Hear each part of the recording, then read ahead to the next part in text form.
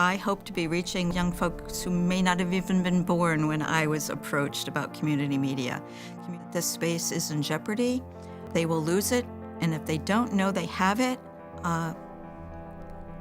it's time they found out. Connecticut has community media literally run by the corporations obligated to provide it, which are the historic cable TV companies. The payment in lieu of taxes obligation to support the voices of the people, to give the resources that they have and large corporations have based on the use of the poles on the streets. It's not about taxing the internet, it's about taxing Fortune 100 and 500 companies for their use of public space and rights of way. Archaic language is what they use to say we are not obligated for that. The reduction in funds means that the future to be able to actually hire and replace me as a retired individual volunteering does not exist. The cutting of funds minimizes our ability to provide for staffing and for our youth program. We need a base amount of funds to have a minimal staff. We are a 24/7 operation, 7 days a week. That requires people. What community media can do in the future, if stabilized with basic funding, is limitless. We are not Facebook, we are not social media, we are community media, and you must contribute to community media for it to have value. The future of local news, local stories, will be in the hands of major corporations. That's not where it belongs. Your stories belong to you. We're more than TV. We're a space, we're a place, we're a creative environment for people of all ages.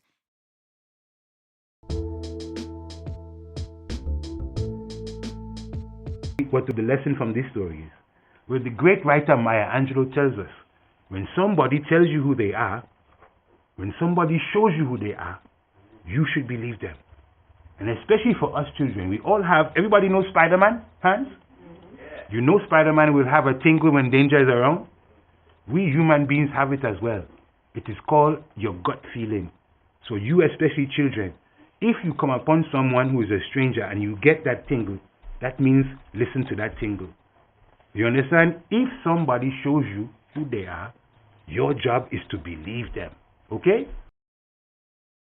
We're so lucky to have Elena's Light in Connecticut, helping refugees and refugee families all across our state. And I want to thank all of our providers, Elena's Light at the top of the list, who help us bring so many refugees and refugee families to Connecticut.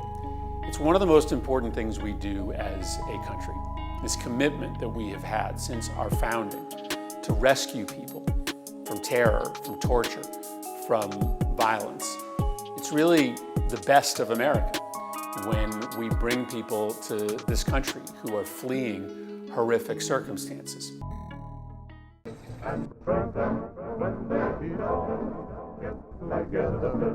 The manifest, best for me, getting benefits.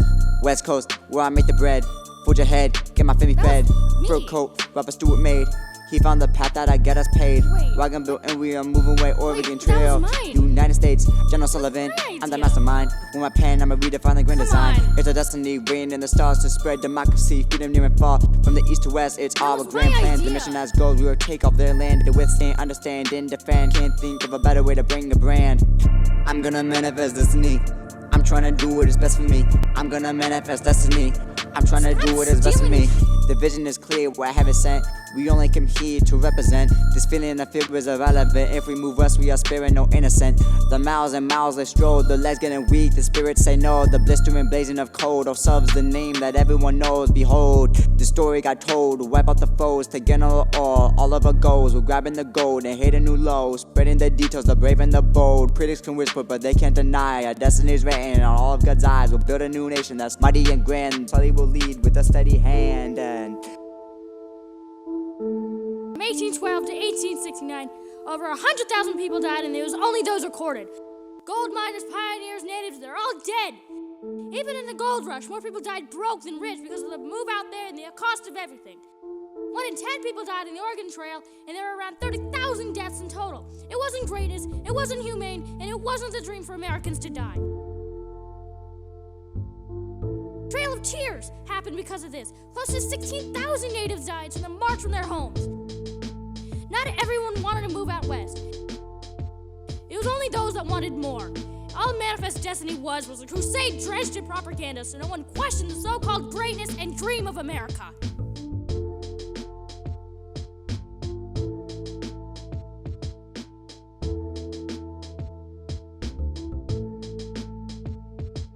Only when tenants are telling the story that a housing policy is going to be framed in that way. When your housing doesn't work, nothing else in your life works. Right. The housing crisis and the crisis of tenancy, as rents skyrocket and eviction rates go up and displacement goes up alongside it, is the homelessness crisis. Yeah. It's also the mold and respiratory disease crisis. It's also mental health crisis, childhood development, educational outcome crisis. Yeah. All because of the fundamentally intersectional nature of housing. When folks mobilize around their shared interest, their class interest as tenants, and go to the legislature saying, we are your constituents with just as valid a claim on your time and your interest as anybody else in your constituency. What we're really getting at when we're talking about it, which is everything that you just described, people's experiences of not knowing that they're going to have a place to sleep that's going to be safe and secure next month. Yeah.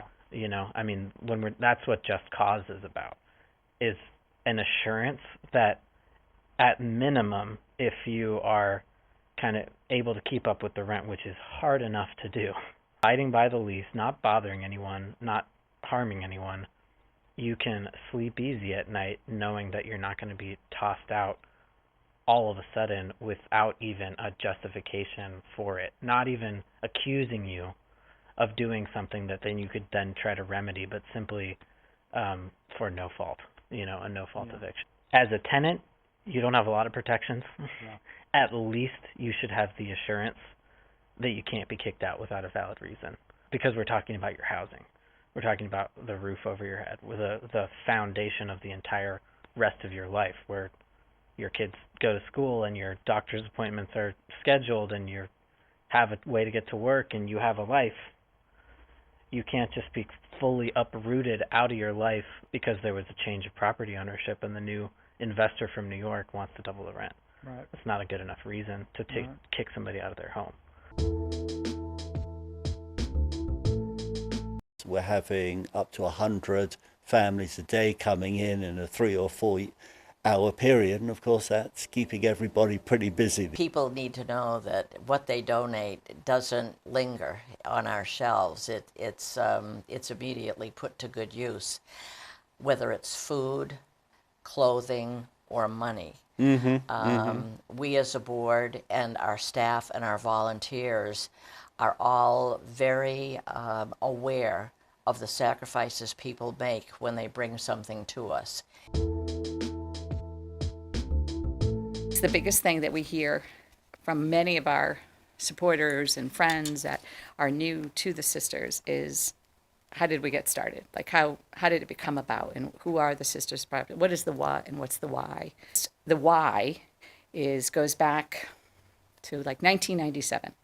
It was a time, a small group of friends, one being my sister being diagnosed with cancer, and another friend's sister. 27 years ago, that wasn't common for young women to get that kind of news. The name, the Sisters Project, that's where it arrives from. We started raising funds for a national organization and did a lot of those relay kind of activities. And after a few years of raising a lot of money, we realized we wanted to bring it home. We wanted to bring it to Wallingford and to really know the funds that we were raising, who they were going to, who needed them, how were they used.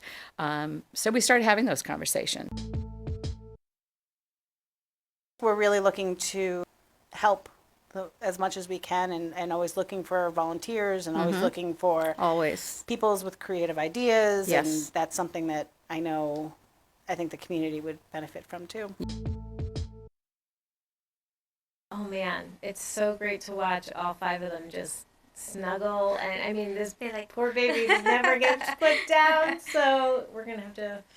They were genuinely excited, happy, just over the moon about loving on a baby. Yeah. And I think it's sweet. I think it's great that they have the empathy, the compassion, and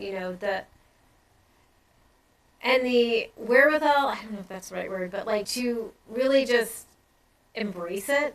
Yeah. And to feel it, right? Like my kids, they're emotional. They are oh. Yeah. I mean, because they age appropriately, they do know some of the story.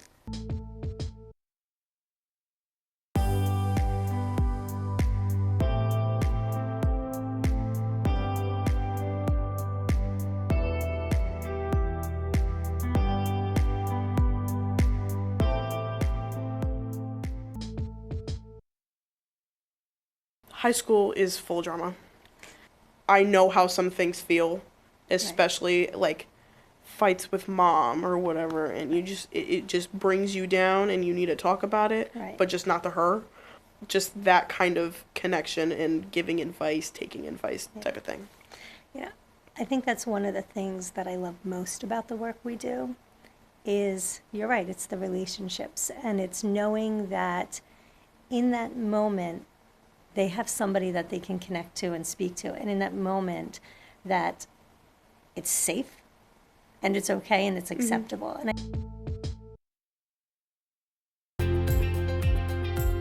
Healthcare is something that is important to you, important to me. Both of us have been talking to people at the doors about it. How do you feel the government can help people when it comes to healthcare? There are so many ways. So we know that our healthcare infrastructure is really struggling right now. We know that we have to increase our talent pools to support the demand that's happening right now. We know that we need to revisit the way that we take care of our aging population and our elders. There are so many different topics we can talk about. What I want to talk about is mental health. So we are seeing a crisis in our country right now of mental health, from young people, students, to our elders who are moving into a new phase of life. We have really, in so many ways, moved away from community support and community building. So when I think about what I'd like to do in Hartford, mental health is the core of any policy issue. Hey, this is Bill Gannon with The Take. With the election right around the corner, I'm asking you, who's influencing you on who to vote for? Think about it. Oprah, she comes out, does a little interview with Kamala, but yet Oprah's one to lie in the past to us. She was doing a weight loss program with a major company, but yet we find out that she's taking a prescription pill to lose the weight. So she's out there and misleading you many different ways, and now she's trying to mislead you again with, someone else. Now she has every right to vote for whoever she wants, but she shouldn't jump in and say things like that when she's trying to influence you. She was asking us for money during the whole thing with Maui, but she's a billionaire. She could give a little money to the region, couldn't she? I wonder if she did. I don't know. Maybe she did, maybe she didn't, but... In 7th grade at St. Brendan's School, the girl groupings are very particular. We have two majorities. We have the black girls and we have the white girls. And then we have me, a black Puerto Rican girl, not black enough to hang out with the black girls and not white enough to hang out with the white girls. Now, I'm friendly with girls from both groups, but I long to have a group of my own. Hello, my name is Sean Doherty. I'm the Executive Director for the Wallingford Family YMCA. Looking to bring to you our very exciting project called a Universal Family Locker Room to be constructed at the Wallingford Family YMCA on 81 South Elm Street. We're actually converting a boys, girls, and family changing room into one large Very private, very convenient, accessible, and brand new locker room for the community. Do you have to use the universal locker room at the Wallingford Family YMCA? No, you do not.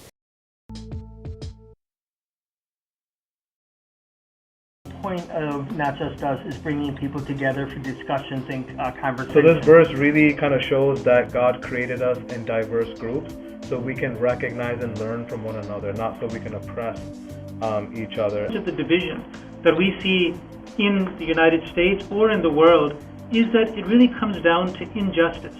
And the point that he has emphasized, and we carry that message forward also, is that justice is the most important thing. Because at the end of the day, people, they really just want to be treated fairly. And the reason why it's so important is because when we start treating people fairly in every facet of life, then we'll see that a lot of the hatred starts to go away. We should be fair, we should be just, we should not let our biases affect anything. And when we adhere to that principle no matter what, then that's something that spreads love and it removes hatred. One of the things that always struck me whenever we had conversations about social justice, very often time were being in a room where you felt as though people, they were afraid to share their personal views in their upbringing because of the fear of being attacked by the next person. It's hard to talk about social justice and to talk about education. Financial security plays a huge role.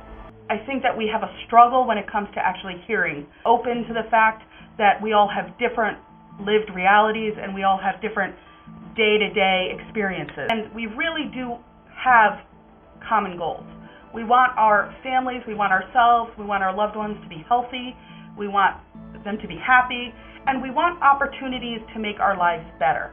How do we make that happen for people regardless of background? I go out on a limb and say that many of us also share a lot of the same values when it comes to freedom and individual liberty and wanting there to be equal justice under the law. America can fix things, but America's like anywhere else. You have to identify the problem. We believe that having more voices and more choices in the elections can only serve the public interest and perhaps reduce the polarity. 60 to 70% of the people are unheard, unlistened to, and have no voice in our political system.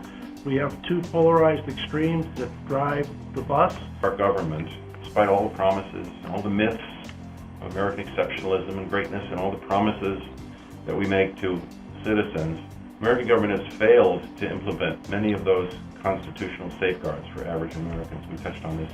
Various members of the panel have already addressed this.